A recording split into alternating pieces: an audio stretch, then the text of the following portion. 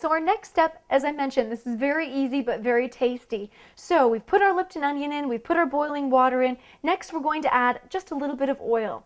You want to put in, this is cooking oil, I use Mazola corn oil in this case, 1/4 cup. So we're going to put that in. And before you put your rice in, you just want to stir that oil around slightly, just to, again, get that mixed in there. Nice and consistent. And then, of course, the most important, we're making rice, so we need to put 2 cups of rice into here. So you're going to put 1, and as I mentioned in an earlier clip, I like to use parboiled rice. So 2 cups of rice, and that makes a very large batch. You'll see it when it comes out of the oven in our final step. But what you want to do is just mix that around so it's nice and consistent.